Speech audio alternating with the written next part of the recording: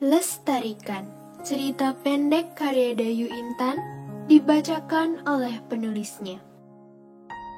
Tilem sedang duduk di sebuah kursi kayu di dalam ruang tamu yang sedikit asing baginya. Ia dan keluarganya saat ini sedang berada di kampung halaman mereka yang jauh di desa. Mereka berencana untuk menghabiskan liburan akhir pekan ini di sana. Rencana liburan ini sebenarnya didasari oleh keinginan sang ayah yang ingin membawa keluarganya menjauh dari hiruk-pikuk kota. Beliau ingin keluarganya sesekali menghirup udara pedesaan yang asri dan jauh dari polusi. Sejak dalam perjalanan sampai sekarang, tangan Tilem tak ada henti-hentinya menorehkan garis-garis rumpang pada buku sketsanya. Halaman demi halaman ia gambari. Namun, tak ada satupun yang membuat dirinya puas. Jika sebatang pensil yang berada di sela-sela jari tangan kanannya itu dapat berbicara, mungkin ia akan mengeluh karena terus digunakan untuk menggambar hal yang tidak pasti tanpa istirahat. Tilem menghembuskan nafasnya kasar. Ia akan mengikuti lomba melukis yang diadakan sekolahnya. Lomba itu akan berlangsung beberapa hari lagi. Namun, ia belum menemukan ide apapun untuk lukisannya. Tilem kesal dengan dirinya sendiri. Kenapa dirinya harus buntu di saat seperti ini? Tilem, Purnama, kemari sebentar, Nak. Purnama, saudara kembarnya itu yang sejak tadi asik bermain ponsel di sebelahnya, terkejut bukan main mendengar teriakan sang nenek. Ia hampir saja menjatuhkan ponselnya. Dengan cepat, Tilem dan Purnama pun bangkit dari posisi mereka. Keduanya bergegas keluar untuk mencari keberadaan sang nenek. Sini, Nak, sini sebentar, panggil sang nenek yang berada di balai bengong. Tilem dan Purnama segera menghampiri nenek mereka. Dilihatnya berbagai alat dan bahan meja jahitan mengelilingi sang nenek. Sini duduk. Ini cobain, tadi kakek beliin jajak kali adrem di pasar. Ucap sang nenek sambil menepuk-nepuk lantai balai bengong di sebelahnya yang kosong. Purnama langsung duduk di sebelah sang nenek dan langsung menyomot salah satu jajak kali adrem yang tersedia di atas piring di dekatnya. Tilem mengikuti dari belakang. Matanya terpaku melihat sang nenek yang sedang asik dengan pekerjaannya. Sampian buat kapan, Nek? Boleh Tilem bantu? Buat tumpeng landep nanti nih. Boleh? Sini-sini. Sang nenek memberikan beberapa janur yang telah dibentuk sebelumnya kepada Tilem. Dengan telaten, Tilem merangkai janur tersebut satu persatu, menjadikannya sebuah sampian yang cantik. Purnama pada akhirnya ikut membantu juga, setelah menghabiskan semua jajak kali adrem yang tersedia. Sesekali saat meja jahitan, Tilem termenung melihat halaman rumah nenek yang luas dan hijau. Tanaman mawar merah tumbuh subur di sini. Bunga merah merekah berhasil memikat matanya. Di beberapa sudut halaman, pohon Kamboja berdiri dengan gagah. Daunnya yang hijau dengan sedikit pemanis dari warna kuning bunga Kamboja. Pemandangan yang sangat indah dan cukup memanjakan mata untuknya yang selalu melihat beton-beton tersusun tinggi. Terkadang juga angin datang, menyapa wajahnya dan kemudian usil memainkan anak rambutnya. Nenek, suara Purnama memecah keheningan di antara mereka. Nenek biasanya melakukan apa di rumah? Apa nenek tidak bosan? Di sini susah sekali mendapatkan sinyal. Aku kesal sekali tadi, Nek. Sang nenek terkekeh mendengar keluhan cucunya. Nenek sudah bertahun-tahun hidup tanpa ponsel. Kehidupan nenek berjalan sangat menyenangkan.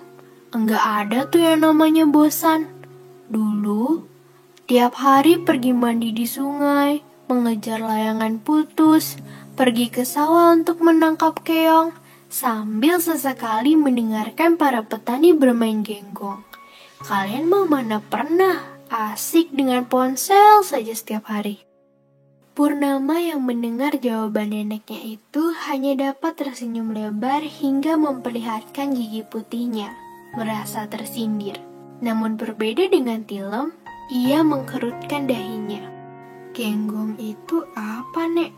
tanyanya. Diikuti dengan anggukan Purnama yang sepertinya juga setuju kalau kata itu terdengar sangat asing di telinga. "Lah, kalian gak tahu?" Keduanya kompak menggelengkan kepala. "Ya, genggong memang cukup jarang dikenal orang, apalagi sejak insiden erupsinya Gunung Agung. Pengetahuan tentang genggong seakan ikut hangus dibakar lahar." "Tunggu sebentar, nenek mau ambilkan sesuatu." Sang nenek pergi meninggalkan kedua cucunya yang kebingungan. Tak berlangsung lama, sang nenek kembali sambil membawa sebuah kotak kayu yang berukuran sedang. Beliau kembali duduk di dekat kedua cucunya, membersihkan sedikit potongan-potongan janur yang berserakan, dan kemudian menaruh kotak kayu tersebut di tengah-tengah mereka. Tilem kini dapat melihat kotak kayu yang dibawa sang nenek dengan jelas. Kotak kayu tersebut memiliki ukiran tumbuh-tumbuhan di atasnya. Sang nenek membuka kotak tersebut, mengeluarkan dan menunjukkan isinya kepada Tilem dan Purnama.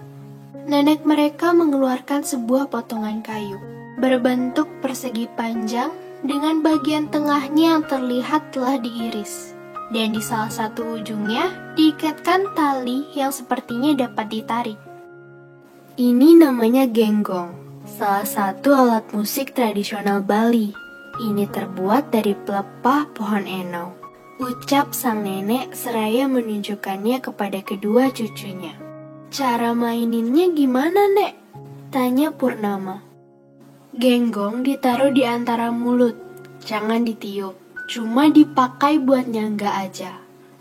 Ujung genggong satunya yang ada tali, itu ditarik dan diulurkan ke arah kanan depan, yang kuat sampai talinya bergetar." Nenek mulai mempraktekannya. Keluarlah suara-suara yang cukup unik dari genggong tersebut. Terkesan mirip seperti suara katak kalau menurut Tilem. "Genggong ini ya biasanya dimainkan kalau ada acara nak nganten atau saat ada pertunjukan seni. Tapi kalau dulu pas nenek kecil, petani-petani pada main genggong di sawah buat hiburan. Kadang ada juga loh yang mainin genggong untuk memikat orang yang ditaksir." Purnama mendengarkan dengan seksama penjelasan yang diberikan sang nenek. Ia sangat bersemangat dan terlihat sangat tertarik dengan topik ini. Tilem yang melihat kelakuan saudari kembarnya jadi terkekeh geli. Mengingat bahwa Purnama terus-terusan berkata bahwa liburan ini akan menjadi yang paling membosankan. Tidak ada hal seru di sini, inilah, itulah, dan lainnya selama perjalanan mereka tadi. "Wah, kalau gitu nanti ajarin Tilem sama Purnama main genggong ya, Nek, biar kita bisa," ucap Purnama. "Memang sudah seharusnya kalian belajar. Sebagai generasi muda, kalian harus bisa melestarikan budaya nenek moyang. Jangan sampai budaya sendiri terlupakan. Adat dan budaya itu identitas bangsa kita. Harus kita lestarikan sampai ke anak cucu kita nanti. Dan sekarang, nenek percayakan kepada kalian ya." Sang nenek menutup kembali kotak kayu tersebut dan menyerahkannya kepada kedua cucunya. "Tilem, Purnama, tolong terus lestarikan genggong. Jangan sampai genggong ini punah dimakan waktu ya. Kalau mau belajar, nanti sama kakek aja. Dia mah lebih pintar ngajarinnya," ucap sang nenek lembut. Purnama dan Tilem mengangguk mantap. Mereka berdua berjanji kepada sang nenek untuk menjaga genggong tetap lestari.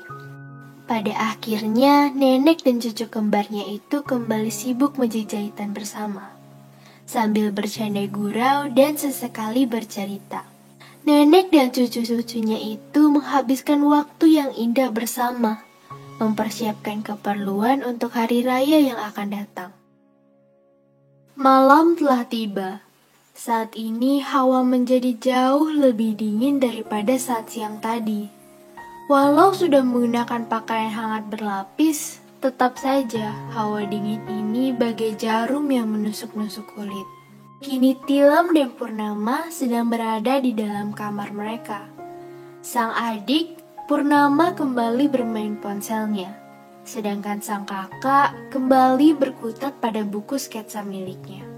Tiba-tiba saja sebuah ide muncul di dalam kepalanya. Purnama tebak. Tilem pasti akan melukis sesuatu yang berhubungan dengan genggong nih. Celetuk Purnama memutus sunyi di antara mereka. Tebakan bagus. 1 juta rupiah dipotong pajak ya. Mendengar jawaban sang kakak, Purnama hanya memutar bola matanya malas. Kebiasaan. Tumben, aku kira kakak bakal melukis pemandangan alam lagi seperti tahun lalu. Tilem yang mendengarnya pun berkata, aku punya janji yang harus kutepati. Yang soal melestarikan budaya itu. Setelah kupikir-pikir, lomba melukis yang diadakan sekolah ini dapat menjadi perantara yang bagus untuk mengenalkan alat musik genggong kepada teman-teman kita. Bahkan sepertinya bisa sampai khalayak ramai juga. Banyak orang akan mengetahui genggong sebagai salah satu budaya yang terancam punah dan harus dilestarikan. Kalau begitu, pastikan Tilem memenangkan lombanya. Pemenang lomba melukis tahunan biasanya akan dimasukkan dalam majalah sekolah. Jadi, Purnama bisa mewawancarai Tilem deh nanti. Baik, akan saya usahakan ya Nyonya. Mendengar perkataan Tilem, Purnama kembali memutar bola matanya malas. Pada akhirnya, malam yang dingin itu dipenuhi dengan obrolan hangat kakak dan adik kembar. Menurut Tilem, liburan kali ini akan terlukis indah di dalam ingatannya. Liburan yang membuatnya belajar akan banyak hal baru dan juga membuatnya dapat menghabiskan banyak waktu dengan keluarga yang ia sayangi. Setelah ini, ia dan Purnama akan mempunyai misi penting untuk menjaga alat musik genggong dan kebudayaan-kebudayaan lainnya agar tetap lestari. Tidak akan ia biarkan mereka semua punah dimakan waktu.